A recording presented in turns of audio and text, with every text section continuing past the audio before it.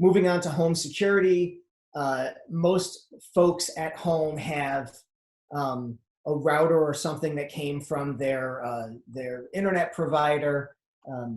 If you're going to continue to use your home as a home office, generally we recommend that you add an additional firewall level to that.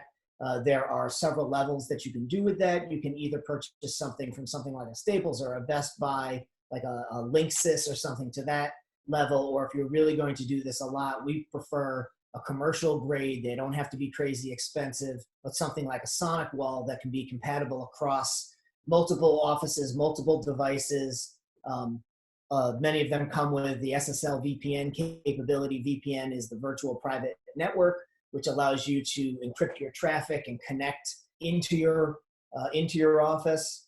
If you're not using a point-to-point VPN with a firewall, like I just mentioned, using a client-based virtual private network is critical to making sure you're protecting that home information. You've now opened up another door into your corporate network by connecting your home computer in. You want to make sure that you have a current antivirus on that machine, that it's scanned, and that you're encrypting the traffic that you're passing back and forth to your work network using a virtual private network. So at this point, you've got your equipment, you've got your location set up, ready to go. There's no Cheerios in your keyboard. And at this point, you need to talk about making sure you focus on vigilance when you're accessing all of this information from home. And for that, I'm going to hand over to Bob to talk for a few minutes about that. So this should be listed as not just a best practice, but I think this should be #1 prerequisite. And when we say scan your home equipment, we're talking about antivirus software. Every single machine ships that has a Windows operating system nowadays comes with Windows Defender. At least have that product. If you don't have another antivirus solution, do a full scan of the machine, and that should be done before you're connecting it up to your network. And I think it should be a good practice of doing it regularly. Regularly does not mean every day, but I think it should be done once a week, given the risk that opening up a home machine to a corporate network presents. So I do believe that scanning that equipment should be a baseline. And then, if you run into issues, obviously contact your IT department, your IT provider, and discuss exactly what happens from there. That AV solution will not be perfect unless it's up to date. It would not give you the optimal results. So it should be registered and an active subscription, and it should be up to date. There's always a little update or upgrade this to the latest version button, usually down in the bottom right-hand corner near your clock on your computer. Mike talked a little bit about VPN, virtual private network. A lot of what we're talking about with this specific bullet point is when do you need it? And our opinion is, that connection to your network, if you're bringing it up where it's a client machine connecting into a corporate network, you bring up, your little, in a Sonic wall world, it's called Net Extender.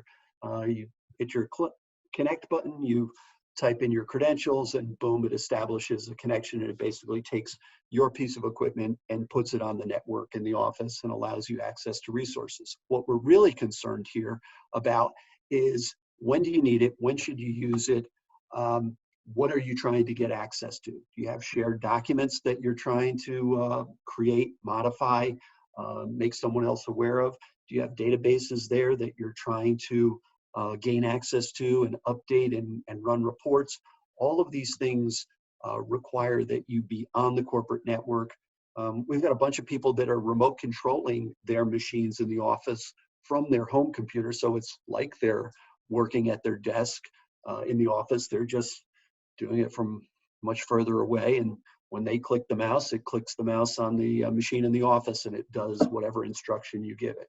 So You pick up that VPN connection and you can open files on your network. You can create them locally offline on your desktop or laptop and then send them up to the corporate network. What we're really concerned, next bullet point, I think, is going to talk about a couple of things here that are critical. Obviously, VPN, we're talking about security here. I can't say this enough, change your home router password. A lot of people will take it out of the box, plug it in, go through the little quick start guide, get it working, be very proud that it's up and running and everybody's connected, and probably says to themselves, I'll go back and change the password at some later date. Meanwhile, the username and the password are both admin, and your next door neighbor can get onto your network, not just your Wi-Fi network, but can get into your router, and they get into your router and they can lock you out. They can see the traffic that's going on. They can create their own tunnel from your location to your network. They can hijack your VPN connection. There's all kinds of things that can be done.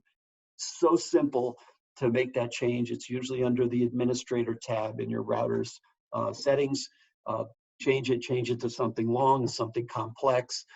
Don't stick it right on a sticky note on the router. That's probably the first place someone would look. But I think it is something that's so easy to do. You should not overlook it. And this the bullet point 4 here about backing up your data. This goes hand